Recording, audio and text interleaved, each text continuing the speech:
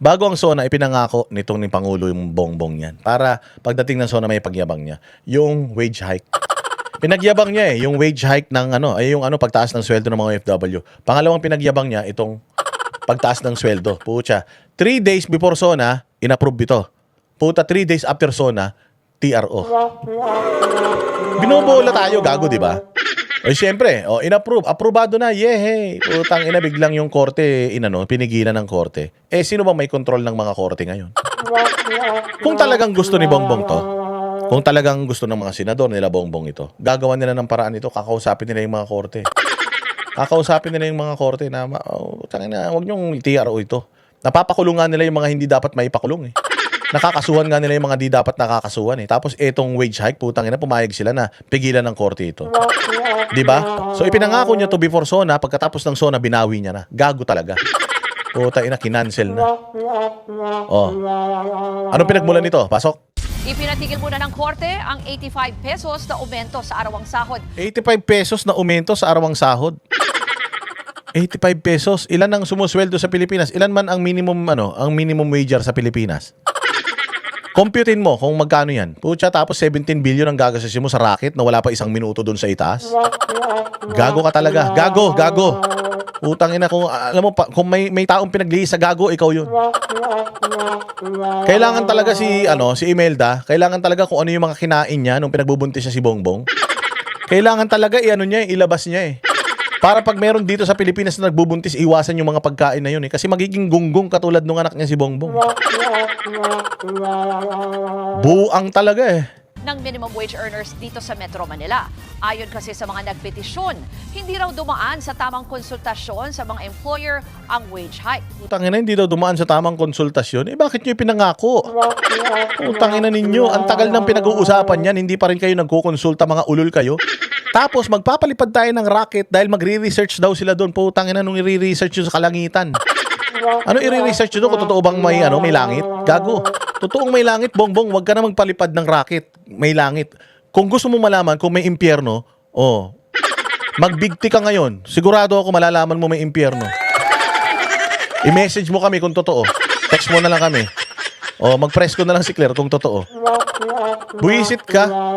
Nagre-research na kayo sa kalawakan. Ito pa palang wage hike. Hindi nyo pa pala nare-research ito. Tapos pinapatupad nyo ng mga ulul kayo. Tapos ngayon napigilan. 85 pesos. Sayang din yan. Ano bang ng 85 pesos? 85 pesos sa 30 days. Tingnan natin doon sa mga minimum wage earners 85 times 30. Natin? 85 times 30. Magkano yan? 2.5 yan. 2.5. Sa isang buwan. So 1,200 pagka by monthly yung sweldo mo, kinsenas katapusan, meron kang plus 1,000. Malaking bagay na yun Pero pucha, ito lang pinag-aawayan pa natin, ito lang pinagkakait pa sa atin, tapos sila kung ano gusto nilang gawin, punta sa Amerika, party dito, party dyan, fireworks dito, fireworks dyan, puta, may mga passion show pang mga ulul. Nakaw dito, nakaw dyan, benta ng ginto, Maharlika Investment Fund, PDIC, putang ina niyan. Tapos tayo, 85 pesos lang pinagkakait pa sa mga Pilipino. Hindi man lahat makakakuha niyan kasi ang makakakuha nito talaga yung mga yung mga minimum wage earner, yung mga kumbaga hindi sumusweldo ng 30 mil sa isang buwan. Mga sumusweldo lang ng mga at least mga 15 mil isang buwan. Yan. So yung 15 mil isang buwan, madadagdagan 2,000, magiging 18, magiging 17, kulang-kulang 18. Mais-ayos na rin sana yun, masarap-sarap na pagkain na yun. Ang ina niyan. Isipin mo yan. Ito lang yung hinihingi natin, di pa maibigay itong mga hayop na ito. Tapos sila makikita mo, ang gaganda ng relo. Yung anak ni Rapi Tulfo, makikita mo, putang ina. Yung anak ni Rapi Tulfo, makikita mo, ang taba-taba. Tapos tayo, 85 pesos lang. Hindi nila maibigay. Diba? Nasaan ang yan? Nasaan ang hustisya niyan? Sumagot naman agad dyan ang Department of Labor. Para sa Detalye Live, mula sa Mandaluyong may Express Report, Simon Gualvez. Mon, ano ba ang tugon dito ng DOLE? At pakipaliwanag nga ulit sa atin bakit naging ganyan ang desisyon ng korte.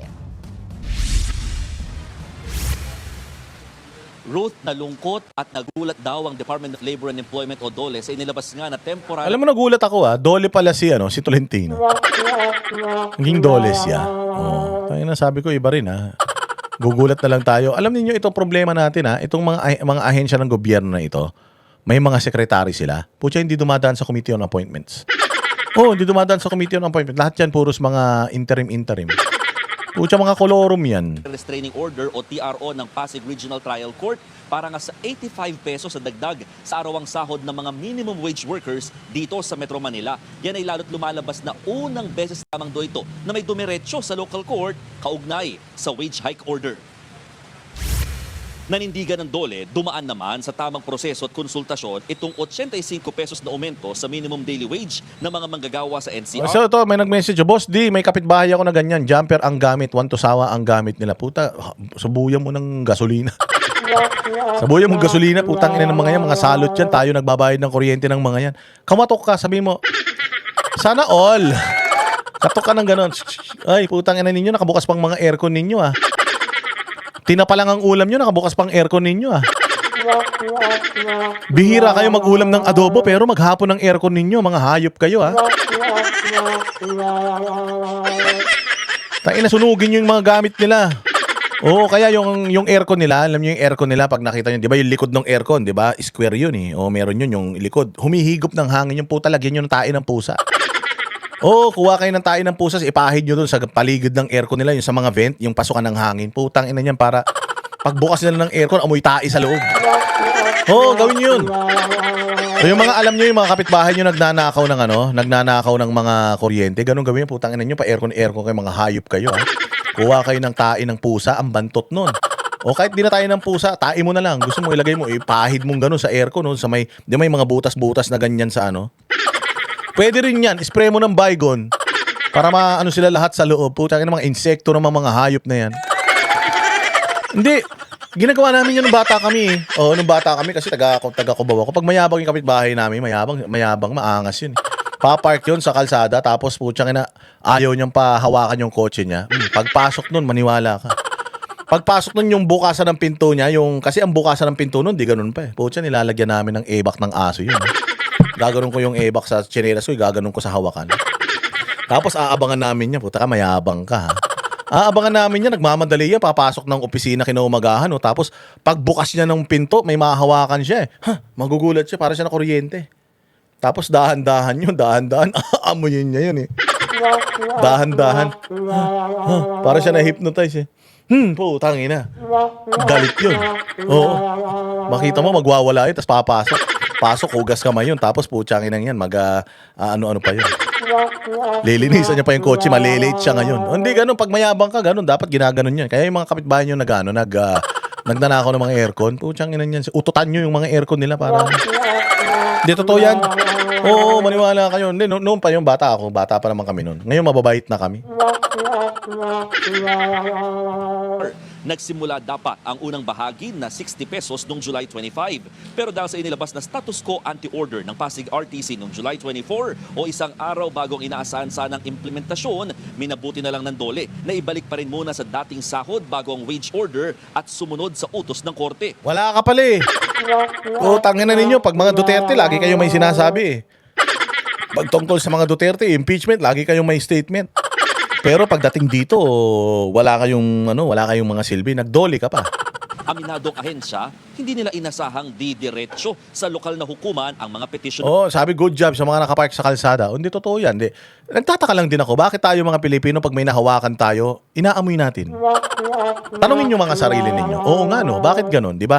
Nakikita mo yan pag naghugas ka ng puwet. Alam mo naman na etchas yung tinanggal mo sa puwet mo, pero putya, dahan-dahan, naamoy mo pa yun. May natira pa? Mabaho pa, hugasan ko. Putang ina, hugasan mo na lang. Di ba? Hugasan mo na lang na ganun. Sigurado may amoy yun, tayo yung hinawakan mo eh. Hugasan mo na lang na ganyan, tas saka mo amoyin. Mayroon pa konti. Hugasan ko ulit. Di ba? Nagkakaukaw man tayo. So dapat ganun, walang iya kayo. Di ba yung iba dyan ganyan? Di ba? Iba mangungulangot, tapos titingnan pa nila kung may makukuha. Ano yan? Libre? Meron kayong free? Ba't kaya ganun? Ugali natin mga Pilipino, no? Kasi usually, ano ba yun? Sakit ba natin sa utak yun na masyado tayong curious? Pati yung...